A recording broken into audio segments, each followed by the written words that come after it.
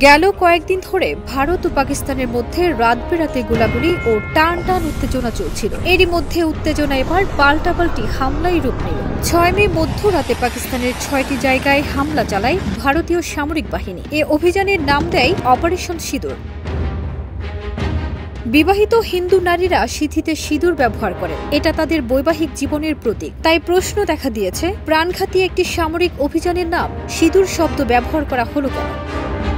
গোলসেন্স গ্রুপের হোটেলে বিনিয়োগ করে সুদমুক্ত হালাল আয়ের সাথে বিলাসী জীবনের বিরাট সুযোগ। বিনিয়োগ একবার, রিটার্ন বারবার। গত 22 এপ্রিল ভারতের কাশ্মীরের পেহেলগামে পর্যটকদের উপর বন্দুকধারীদের হামলা হয়। এতে 26 জন নিহত হন। এর জেরেই সামরিক উত্তেজনায় জড়ায় ভারত পাকিস্তান।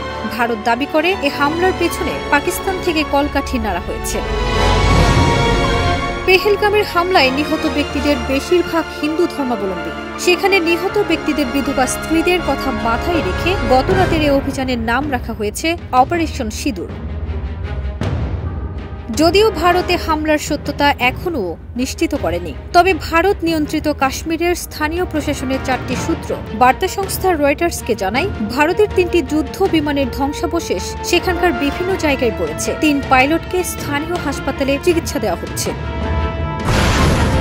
ভারতের ক্ষেপণাস্ত্র হামলার পর পাকিস্তানের জনবহুল প্রদেশ পাঞ্জাবে জরুরি অবস্থা ঘোষণা করা হয়েছে। বন্ধ করে দেওয়া হয়েছে সব শিক্ষা প্রতিষ্ঠান, হাসপাতাল সহ জরুরি সেবার প্রতিষ্ঠানগুলো উচ্চ সতর্ক অবস্থায় রাখা হয়েছে। এদিকে ভারত নিয়ন্ত্রিত কাশ্মীরের জম্মু, সাম্বা, কাঠুয়া, রাজৌরি ও পুঞ্জ এলাকার স্কুল কলেজ সহ সব শিক্ষা প্রতিষ্ঠান ছুটি ঘোষণা করা হয়েছে। ফারজানা নিকিতা, দেশ রূপান্তর।